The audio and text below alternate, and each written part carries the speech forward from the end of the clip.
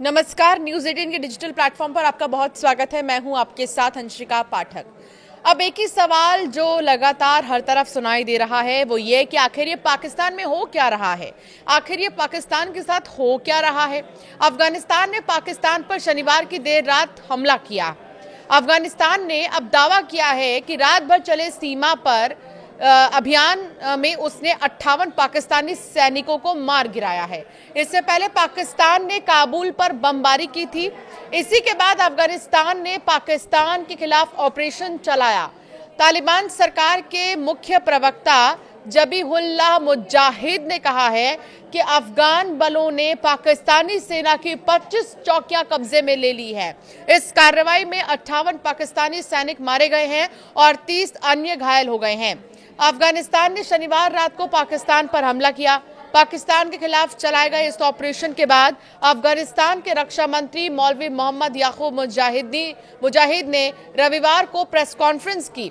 उन्होंने इस दौरान कहा कि अफगानिस्तान की सुरक्षा स्थिति फिलहाल संतोषजनक है, लेकिन पाकिस्तान की सेना का एक विशेष गुट अफगानिस्तान में सुरक्षा व्यवस्था को कमजोर करने और अशांति फैलाने की कोशिश कर रहा है। मुजाहिद ने बताया कि ये गुट झूठे प्रचार और अफगानों के बीच फूट डालने की कोशिशों में लगा हुआ है और सीमा पर हमलों को बढ़ावा दे रहा है, लेकिन इस्लामी अमीरात किसी भी हमले का जवाब देने के लिए तैयार है। रक्षा मंत्री ने यह भी कहा कि पाकिस्तानी गुट ने आईएसआईएस की मौजूदगी पर भी नजरें मूंद रखी हैं, जो लगातार अपराध कर रहा है। उन्होंने कहा कि पाकिस्तान ने अपनी जमीन पर आईएसआईएस की मौजूदगी को नजरअंदाज कर रखा है।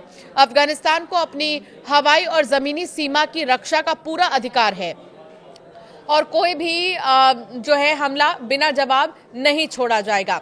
इस्लामी अमीरात ने अपनी ज़मीन को फितनागरों से साफ कर दिया है। फिर उनके लिए पश्तूनख्वा में नए केंद्र बनाए गए हैं। इन केंद्रों में प्रशिक्षण के लिए नए लोग कराची और इस्लामाबाद हवाई अड्डे के रास्ते लाए गए हैं। तेहरान और मॉस्को पर हुए हमले इन ही केंद्रों से योजनाबद्ध किए गए थे। अफगानिस्तान के अंदर भी हमले ही केंद्रों से तैनात किए जाते हैं और इसके बारे में रिकॉर्ड सबूत भी मौजूद है। पाकिस्तान को वहां छिपे हुए आईएसआईएस के अहम सदस्यों को ये तो अपनी जमीन से बाहर निकालना चाहिए। आपको बता दें कि पाकिस्तान जो है, पाकिस्तान को वहां छिपे हुए आईएसआईएस के अहम सदस्यों को या तो अपनी जमीन से बाहर निकाल देना चाहिए या उन्हें इस्लामी अमीरात को सौंप देना चाहिए। आईएसआईएस समूह अफगानिस्तान समेत दुनिया के कई देशों के लिए खतरा पैदा करता है। इस बारे में लगातार भारत ने कई बार जो है मुद्दा उठाया है विश्व पटल पर कि कैसे जो पाकिस्तान है वो आतंकियों को पालता पोसता रहा है और कई बड़े आतंकी संगठन पाकिस्तान की धरती पर अपने अपने केंद्र बनाकर रह रहे हैं। पाक को दी वार्निंग। इस्लामी अमीरात के प्रवक्ता ने काबुल में प्रेस कॉन्फ्रेंस में कहा कि अफगानिस्तान पर हमलों की वजह से पाकिस्तान के प्रतिनिधि दल की काबुल यात्रा रद्द कर दी गई है। इस्लामी अमीरात के प्रवक्ता मुजाहिद ने कहा है कि अगर कोई अफगानिस्तान पर हमला करेगा तो निर्णायक और कड़ा जवाब दिया जाएगा। मुजाहिद ने बताया कि वजीरिस्तान के शरणार्थी अफगान लोगों के लिए विरासत जैसे हैं और उनका ख्याल रखा जाता है। उन्होंने आगे कहा कि पाकिस्तान के आम लोग और सेना के बाकी हिस्से उस गुट की नीतियों का समर्थन नहीं करते। उन्होंने दोहराया कि अफगानिस्तान को अपनी सीमाओं और लोगों की रक्षा करने का पूरा अधिकार है। तो अफगान सरकार ने शांत रहने की अपील की और इसके साथ ही आपको बता दें कि स्पष्ट कर दिया है कि सीमा पर किसी भी तरह की अपमानजनक हरकत या हमला बर्दाश्त नहीं किया जाएगा।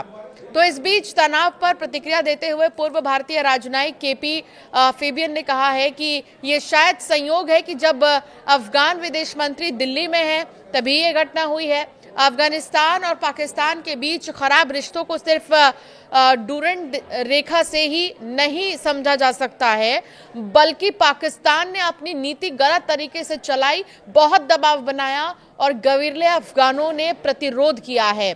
नतीजा ये है कि अब संबंध बहुत खराब है। पाकिस्तान ने काबुल पर हमले किए और अफगानिस्तान ने जवाब भी दिया। कुल मिलाकर पाकिस्तान की नीति असफल रही है। पूर्व राजनयिक ने आगे ये भी कहा है कि अफगानिस्तान अब भारत के साथ संबंध मजबूत करने के लिए उत्सुक है और ये स्वाभाविक है कि पाकिस्तान इससे असहज महसूस कर रहा है। तो अब पाकिस्तान को मिर्ची लग रही है कि आखिर जो बाकी के देश हैं वो क्यों भारत से संबंध अच्छे बना रहे हैं। कहीं ना कहीं बीच में टांग अड़ाने की कोशिश पाकिस्तान की तरफ से लगातार की जा रही है। लेकिन इस बीच पाकिस्तान ने जो किया अफगानिस्तान ने उसका मुंहतोड़ जवाब दिया है और पाकिस्तान के जो है 58 सैनिक जो है, अभी तक जो जानकारी मिल पाई है कि 58 सैनिक जो है मारे गए हैं। इस बात की पुष्टि भी हुई है और यह भी अफगानिस्तान की तरफ से कह दिया गया है कि किसी भी तरीके का सीमा पर हमला या फिर किसी भी तरीके से कोई भी चीज अगर की जाती है तो उसका जवाब दिया जाएगा और पाकिस्तान इसके लिए तैयार रहे। आपकी क्या राय है कि आगे इस पूरे मामले में क्या होगा, या इस जिस तरीके से अभी दोनों के ही बीच ऐसे हालात पैदा हुए हैं, दुश्मन जैसे हालात पैदा हुए हैं पाकिस्तान और अफगानिस्तान के बीच, ये कहां तक आगे बढ़ेंगे? हमें आप जरूर कमेंट कर बताइएगा।